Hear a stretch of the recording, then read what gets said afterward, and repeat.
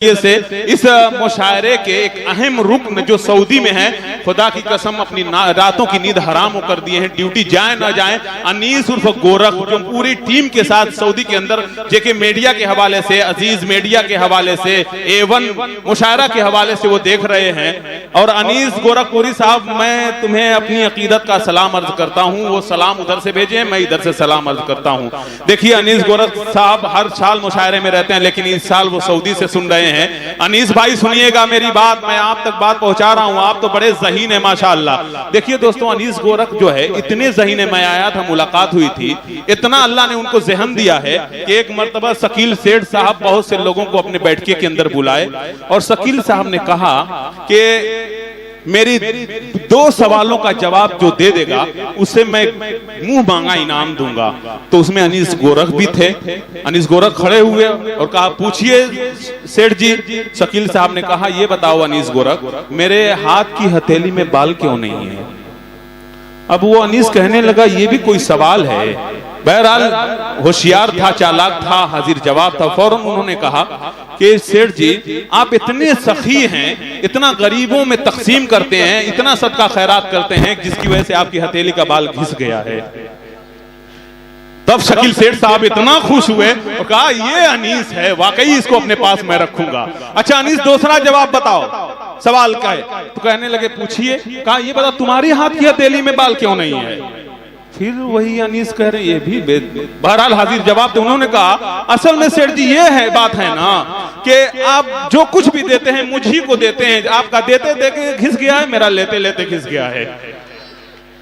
बहरहाल अनीस साहब, आपकी मोहब्बत को मैं सऊदी अरबिया के अंदर वो काम करने के लिए गए हुए हैं, मैं सलाम करता हूं कि इस मुशायरे को सुन रहे हैं। देखिए, तनवीर अख्तर साहब को आप सुन रहे थे, खुदा की कसम वो जो है वहां से आया, बिजनौर से आया है। ऐसा शायर है मेरे दोस्तों, नया कलाम ये लिख करके एक मुशायरे में गया। सुनिएगा गौर से, मजा आएगा कि जब कोई शायर नया कलाम लिखता है ना, अख्तर नसीम साहब, तो उसे कलाम याद नहीं होता, एक आध मिसरे याद होते हैं और सोचता है कि डायरी का सहारा ले लेंगे। मेरी तरफ देखेंगे तो मजा आएगा। अब इन्होंने एक नया कलाम लिखा मुशायरे के लिए। अब उस जहन में बात थी कि डायरी का सहारा ले लेंगे, माइक पे जाएंगे, लेकिन जब कपड़ा घर पे चेंज कर रहे हैं तो वो डायरी पुराने कपड़ों में छूट गई। और इन्हें यकीन है कि मेरे इसी नए कपड़े में जो मैं पहन के मुशायरे में आया हूं, इस यकीन के साथ वो माइक पे आए। जब माइक पे आए हैं और उन्हें यकीन है कि वो डायरी इसी जेब में है, जब माइक पे आए हैं तो एक ही मिसरा याद था, दूसरा तो छोटे डायरी निकाल के देख लूंगा। अब कहने लगे तनवीर साहब, जली शम्मा, देखेंगे, जली शम्मा हुआ परवानों का खून, जली शम्मा हुआ परवानों का खून, जली शम्मा हुआ परवानों का खून, जली शम्मा हुआ परवानों का खून, जली शम्मा हुआ परवानों का खून, इन्ना लिल्लाहि व इन्ना इलैहि राजिऊन। बहरहाल दोस्तों, ये तनवीर अख्तर साहब का मामला है। मैं इसलिए कह रहा हूं ताकि आप शगुफ्ता हो जाएं। आइए हजरात गिरामी, हमारी महफिल में दोस्तों शायरों के साथ साथ शायरात भी तशरीफ लाई हैं, कवित्री भी हैं। मुनव्वर राना ने कहा था कि लिपट जाता हूं माँ से और मौसी मुस्कुराती है, मैं उर्दू में गजल कहता हूं हिंदी मुस्कुराती है। हिंदी दाइश की वो बेटी कवित्री मोहतरमा प्रतिभा यादव हमारे जो तशरीफ फरमा है स्टेज पर, वो बलिया से तशरीफ लाई हुई है। इसी तरीके से मेरे दोस्तों, कानपुर से एक मेहमान शायरा मोहतरमा नूरी परवीन साहिबा हमारे स्टेज पर तशरीफ रखती हैं, जो इस वक्त पूरे हिंदुस्तान में अपनी शायरी के जरिए से मोहब्बत का चिराग जला रही हैं। आइए हजरात, इतने अच्छे अच्छे मेहमानों के दरमियान अब मैं चाहता हूं कि कुछ मैं भी शेर सुना दूं कि नहीं सुना दूं? बताइए, मैं खुदा की कसम इतनी कुर्बानी दे रहा हूं, खून पसीना एक कर रहा हूं, अगर मैं ना सुनाऊं तो मेरे लिए भी कमजोरी की बात। सुनेंगे कि नहीं सुनेंगे?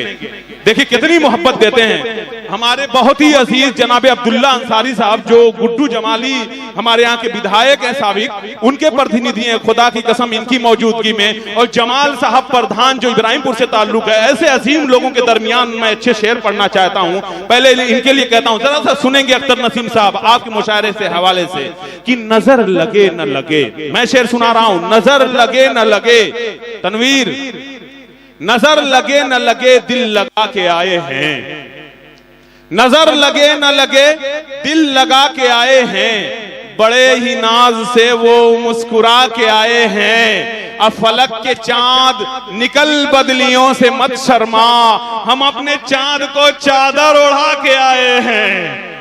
फलक के चांद निकल बदलियों से मत शर्मा, हम अपने चांद को चादर ओढ़ा के आए हैं। और जो अश्क जमा किए थे फिराक में उनके, मेरे हबीब उसी से नहा के आए हैं। मेरे हबीब उसी से नहा के आए हैं। और कदम न पहुंचा किसी बावफा का उस दर तक, हम अश्के खून जहां पर बहा के आए हैं। और दोस्तों शेर देखें, अच्छे शेर मैं पेश कर रहा हूं आपके सामने कि मुसीबतों से कहो आके घेर ले उनको, मुसीबतों से कहो आके घेर ले उनको, जो वालिदैन को आंखें दिखा के आए हैं। हमें तलब है मगर खा के पाए मादर की, अरे सुकून चाहिए सब कुछ लुटा के आए हैं। अथे महवे ख्वाब अभी अपनी माँ के कदमों में, ये लग रहा है कि जन्नत में जाके आए हैं।